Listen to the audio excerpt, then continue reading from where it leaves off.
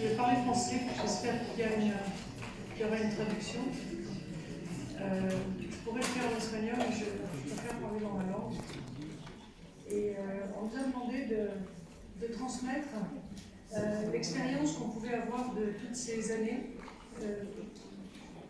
avec l'Afrique. Donc c'est ce que je vais essayer de faire.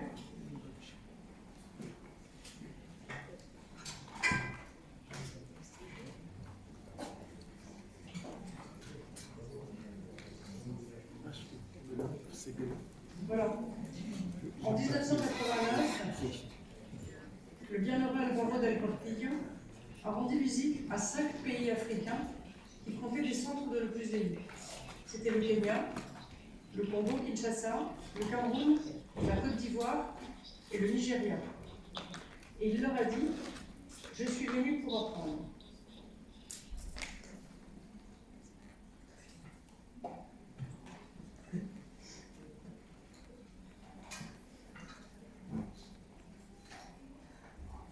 Donc sur les traces de Don Álvaro, nous sommes allés en Afrique et nous avons appris.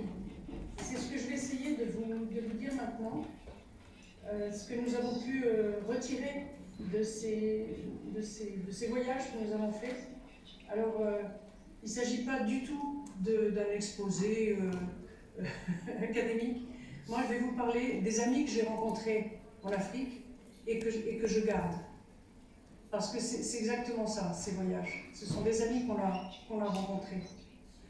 Donc, je vais vous montrer des photos. C'est des photos que j'ai prises au cours de ces voyages et qui illustrent, je pense, ces rencontres extraordinaires et ce que nous avons pu apprendre de ces gens.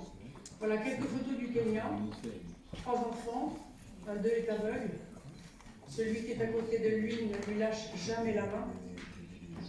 Et puis, au milieu de la savane, au milieu des zèbres, des girafes et d'autres animaux, il y a Siana.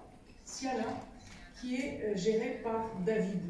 David, c'est la première personne dont je voudrais vous parler et je voudrais vous dire ce que j'ai appris de David.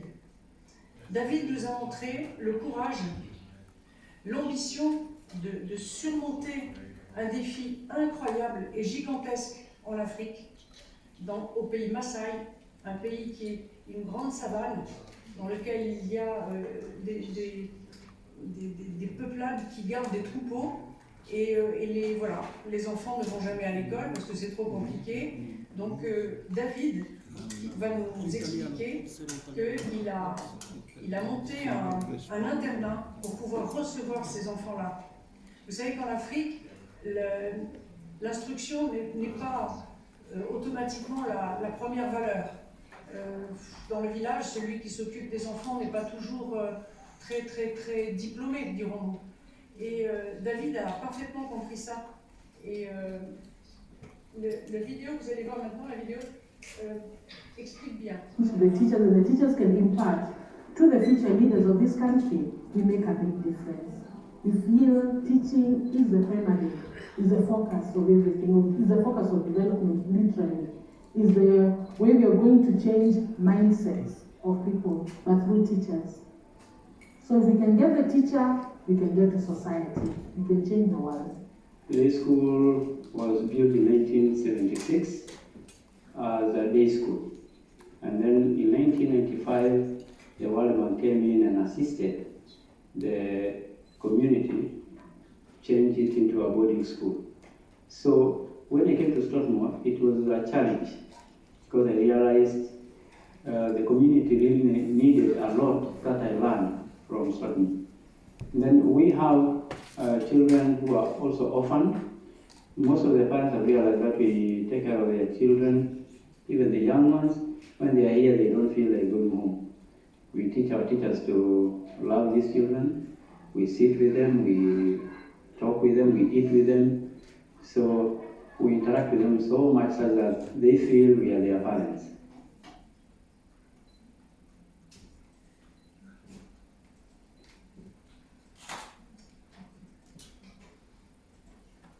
Alors David pour moi c'est un géant.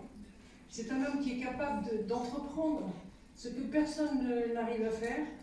Je n'oublierai jamais la rencontre de David au milieu de la savane, au milieu des herbes. David est sorti nous accueillir en complet veston, cravate, comme vous avez pu le voir là. Et ça signifie déjà quelque chose. Nous continuons avec ces quelques photos qui sont toujours du Kenya. Et nous passons au Cameroun. Au Cameroun, où je vais vous parler de Gilbert. Gilbert, c'est un autre de mes amis très chers. Gilbert est parti au ciel l'année dernière, il y a juste un an.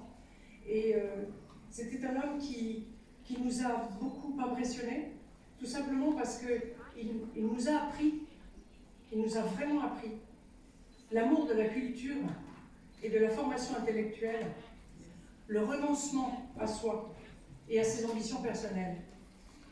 Je vais vous mettre une belle photo de Gilbert. Le voilà. Gilbert ne s'est jamais marié. Pourquoi?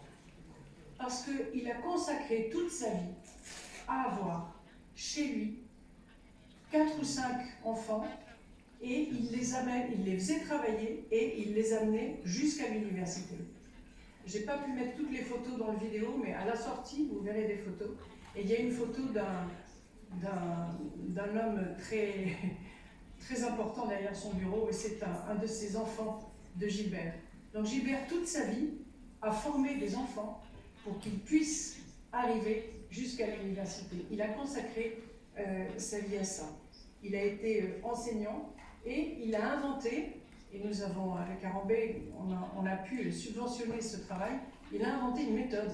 Parce que vous savez qu'en Afrique, il y a 45 ou 50 enfants dans la salle de classe et ils ont tous des niveaux différents. Donc pour la maîtresse qui est en train, ou le maître d'école qui est en train de travailler, c'est très très compliqué. Donc Gilbert a inventé une méthode et il va nous l'expliquer.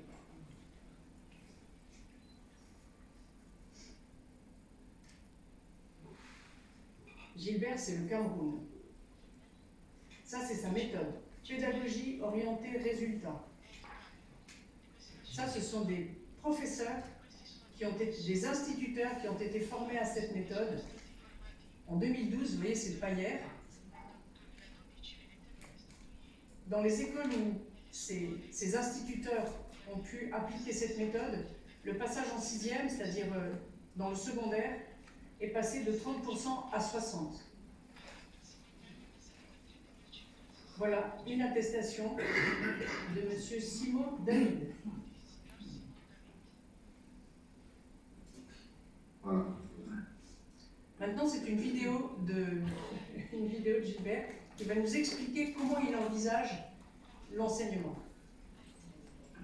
Donc, docteur Gilbert Bougou, vous venez d'achever aujourd'hui le 2e séminaire de la CEST à Baham, qui réunissait 200 enseignants.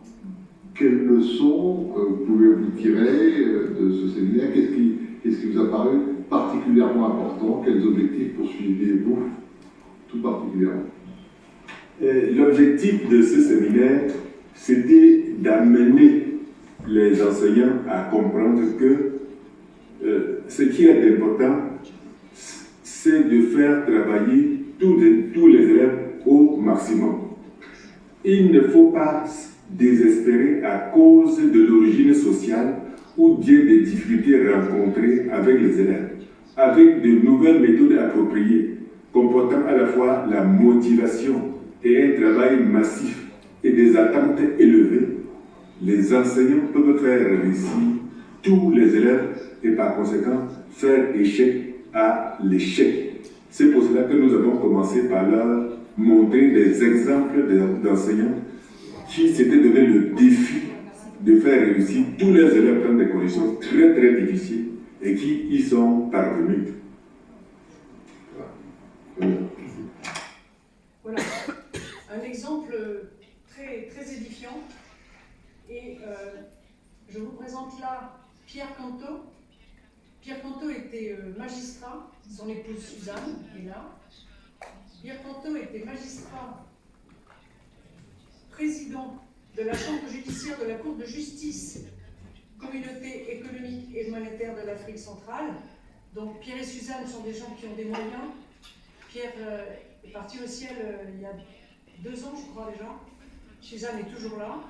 Et ce sont des gens qui ont consacré leur position, leur argent et toute leur volonté à monter une association pour pouvoir justement aider Gilbert à faire sa méthode. Et nous avons aidé Pierre et Suzanne dans ce même, dans cette même perspective. Donc le temps passe, j'ai plus beaucoup de temps malheureusement. Il y a 2 choses que Pierre a léguées aux siens. Lorsqu'il est parti au ciel, il a demandé à Gilbert de le dire. La première chose qu'il a dit, il a dit « Tu diras à tout le monde que je n'ai jamais demandé d'argent pour rendre la justice ».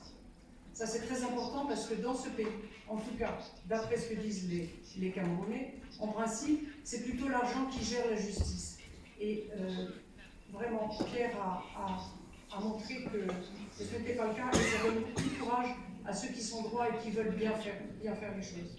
Et puis il y a une deuxième chose que Pierre a léguée et qu'il a demandé à Gilbert de dire le jour de son enterrement. Il a dit « Il ne faut pas s'enfermer dans les ethnies. S'enfermer dans les ethnies, c'est mourir, c'est ne plus vivre, c'est ne plus être avec les autres, c'est ne plus avoir d'amitié. » C'est très, très touchant de voir la force avec laquelle Pierre disait cela. Et Pierre était un homme très ouvert. Il y avait une classe humaine hallucinante. J'ai souvent, et Linda aussi, logé chez Pierre et Suzanne. Et c'était vraiment, voilà, c'était des gens incroyables. Et je vois que le temps passe. Donc je vais essayer d'aller un peu plus vite. Voilà. Ça, c'est le Congo, Léon Chilolo, médecin, qui avait une carrière merveilleuse en Italie d'abord et ensuite en Belgique, et qui a renoncé à cela pour partir au Congo et faire avancer la médecine dans son pays. Il a été très longtemps le médecin-chef de mon collègue.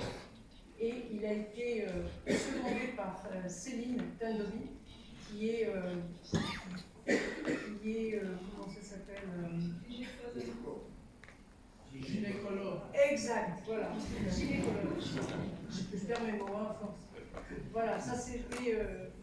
voilà. Céline, qu'est-ce qu'elle nous a appris et qu'est-ce que Léon nous a appris? Léon nous a appris qu'on peut renoncer à soi pour faire du bien aux autres et sauver son pays. C'est assez impactant quand même. Et Céline nous a montré la générosité, le don de soi d'un médecin qui n'a pas d'horaire. Céline, je ne sais pas où elle en est exactement aujourd'hui. Ce que je sais, c'est que jusqu'à aujourd'hui, elle était le seul gynécologue de Montpellier. Donc il pouvait y avoir des semaines où les nuits se réduisaient à 1 heure ou 2, vous voyez. Donc voilà, ce sont des exemples de gens qui se donnent à leur travail. Et elle a fait en plus une spécialisation en oncologie pour le cancer de l'utérus qui est très très répandu malheureusement au Congo. Et voilà, elle essaye de sauver les femmes. Et Sandrine, la nouvelle génération, et je finis sur elle. Voilà Sandrine. Sandrine travaille à Wallé.